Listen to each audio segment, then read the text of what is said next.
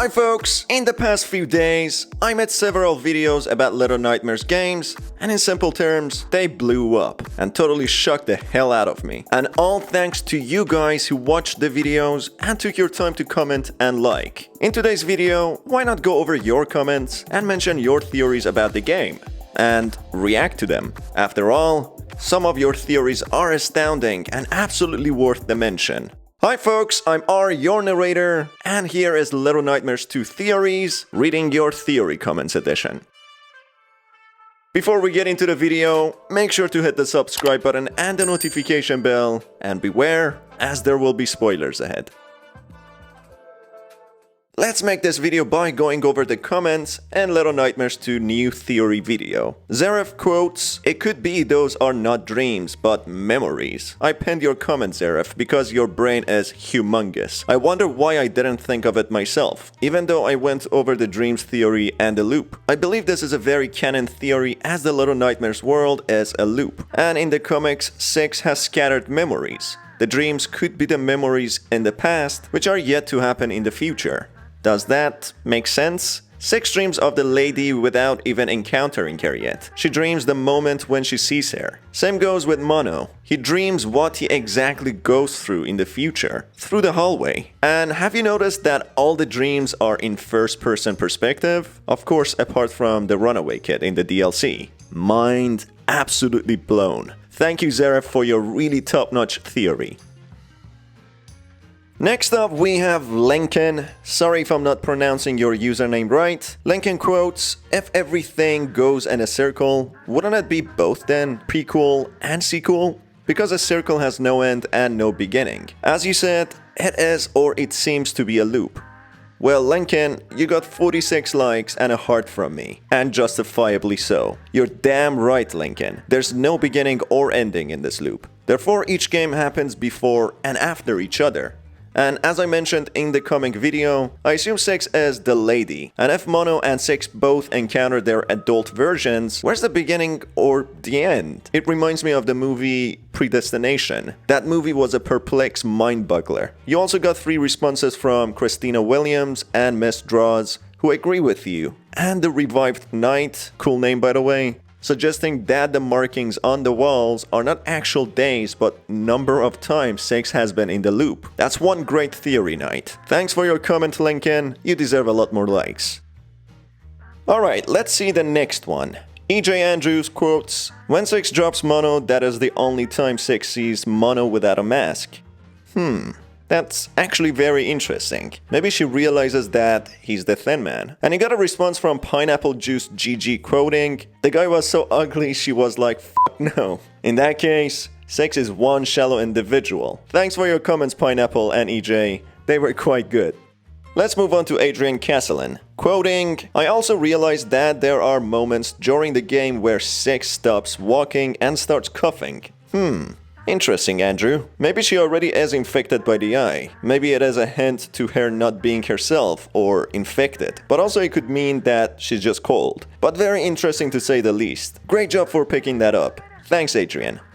Okay, we have KK quoting, "What's weird is that we saw the suitcase she woke up in when she was in the maw. In the final boss fight, the same suitcase is in the room her monstrous form was in. It could mean that this is indeed a sequel." Well noted, KK. Yes, I saw that too, and I believe this is a hint that the events in the maw have already happened. Otherwise, why would they place the same suitcase here? It might be a different reality. Good one, KK.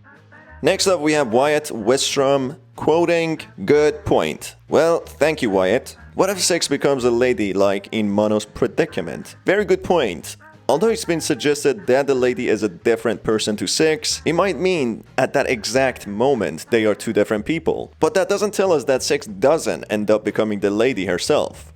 Great theory, Wyatt. Next up, we have Lawrence Dolan quoting, "Yo, I saw my comment in your video. Heart, heart, heart emoji." Well, Lawrence, here's your comment again in the video. Thanks for leaving a comment. Next comment is from Kasu Mikat quoting, "I know you didn't see my comment on your VLN story explained, but thank you for answering my question and explaining the timeline. Brackets open, I hope you at least noticed this comment. Brackets closed." which of course made it appropriate for me to go back and read your comment, which reads about how Six gets her raincoat in Very Little Nightmares versus Little Nightmares 2. That's a very good question, which I attempted to answer in a couple of the videos. This could be part of the plan specifically placed there by the eye manipulations, or Six putting it there. Although it wasn't a theory, thanks for your comment. Sorry I didn't respond to your comment in VLN video, but this was a question that was bothering me too, and many others as well. Next up, there's a comment by Juchan, quoting, "You know, there doesn't have to be just one city in the world.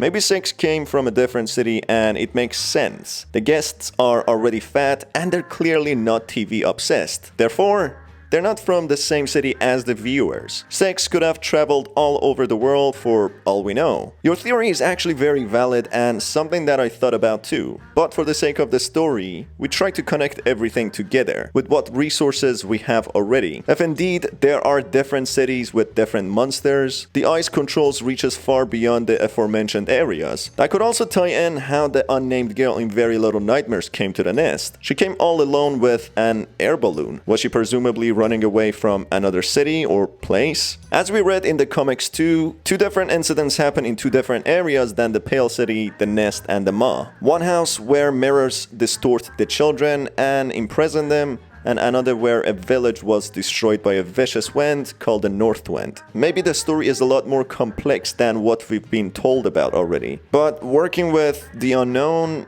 anything could actually be possible. Thanks for your intriguing comment, Juchan. This brings us to Gabby Flores. Sorry Gabby, your comment is a little bit long, so I will summarize it a little bit.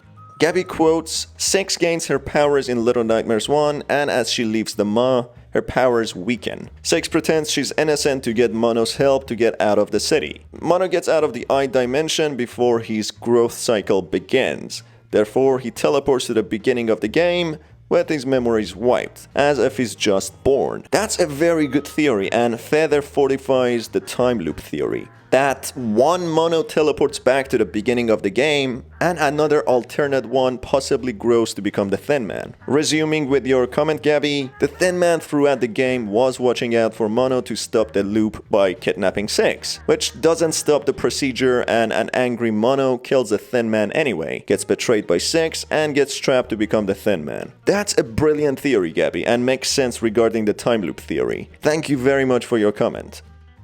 And on that last comment, we can end the video here.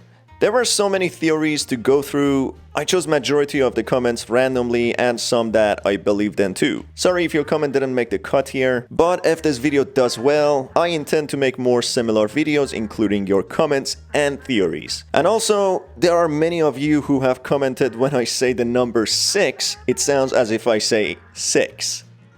Just to be clear, I'm not saying it deliberately. Or am I?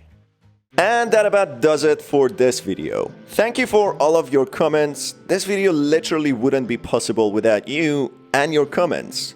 Hopefully to the start of a more fruitful year with more interactive videos like this one. Thanks again for all the amazing support. For more videos, leave a comment as we can use it in the later videos. Also stay updated by hitting the subscribe button and the notification bell not to miss out on any videos. I've been your host Star. Stay being awesome and have a fantastic day.